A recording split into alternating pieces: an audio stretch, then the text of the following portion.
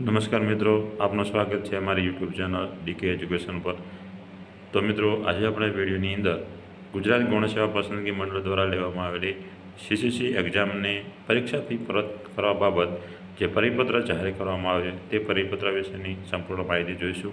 તો આમ તો ખાસ મિત્રો તમને બધાને ખબર હશે કે જે સીસીસીની પરીક્ષા અલગ અલગ એટલે કે લગભગ 70થી વધારે પણ એટલે કે 71 કે 77 જેવી શિફ્ટ વાઇઝ ની અંદર ઓનલાઈન પરીક્ષાનું જે આયોજન કરવામાં આવ્યું હતું તેની અંદર અલગ અલગ પેપર દ્વારા બધા વિદ્યાર્થીઓ ઉમેદવારે પોતાની પરીક્ષા પણ આપી હતી।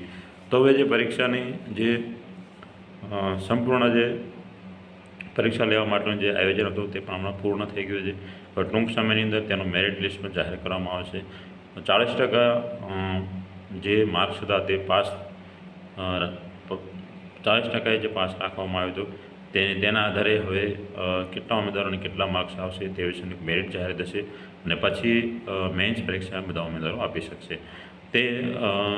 તે મેરિટના આધારે નક્કી થશે। પરંતુ આજે આપણે જે પરીક્ષા ફી પરત કરવા બાબતનો જે પરિપત્ર આપ્યો છે તે વિશેની સંપૂર્ણ માહિતી જોઈશું।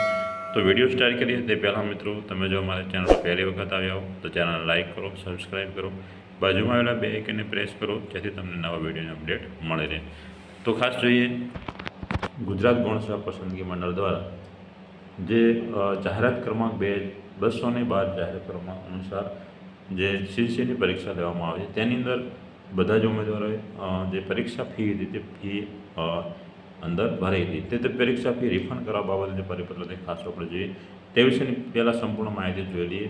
ગુજરાત ગૌણ સેવા પસંદગી મંડળ ગાંધીનગર જાહેરાત 212 અનુક્રમે ગ્રુપ એની ગ્રુપ બીની જે સંયુક્ત સ્પર્ધાત્મક પરીક્ષાનું જે આયોજન કરવામાં આવ્યું હતું તે તારીખ 1/4/2024થી 20/5/2024 દરમિયાન જે સીબીઆરટી પદ્ધતિ મુજબ જે પરીક્ષા લેવામાં આવે છે તે પરીક્ષાનું જે આ સીબીઆરટી પદ્ધતિ મુજબ પરીક્ષાઓ સંપૂર્ણ પૂરી થઈ ગઈ છે।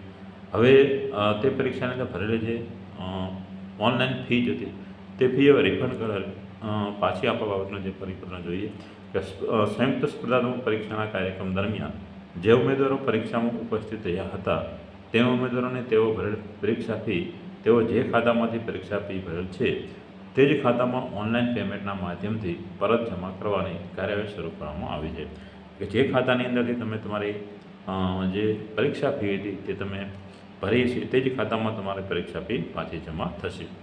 આ પરીક્ષામાં ઉપસ્થિત રહેલા ઉમેદવારોની તારીખ 20/6/2024 સુધીમાં પરીક્ષા ફીની રકમ ઓનલાઈન પેમેન્ટના માધ્યમથી તેમના ખાતામાં જમા થઈ જશે।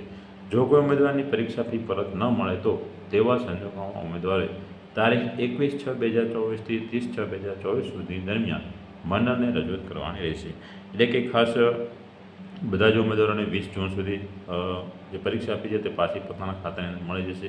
એટલે ખાસ આના પરથી વિદ્યાર્થી મિત્રો જાણવા મળે છે કે 20 જૂન સુધી જે આ પરીક્ષા ફી બાબતની જે પ્રક્રિયા ચાલુ છે, ત્યારબાદ પરીક્ષાનું જે અલગ અલગ શિફ્ટ વાઇઝ એનાલિસિસ થશે।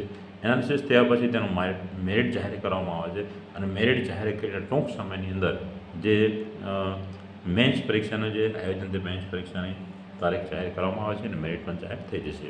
તો આમ વિદ્યાર્થી મિત્રો, આજે આપણા વિડીયોની અંદર પરીક્ષા ફી પરત કરવા બાબતનો જે ગૌણ સેવા પસંદગી મંડળના સચિવ હસમુખ પટેલ દ્વારા જે પરિપત્ર જાહેર કરવામાં આવ્યો હતો તે પરિપત્ર વિશેની સંપૂર્ણ માહિતી જોઈ। જો મિત્રો તમને મારો વિડીયો ગમ્યો હોય તો વિડીયોને શેર કરતા રહેજો, લાઈક કરતા રહેજો। ફરી મળીશું એક નવા વિડીયો સાથે। ત્યાં સુધી સૌને જય માતાજી।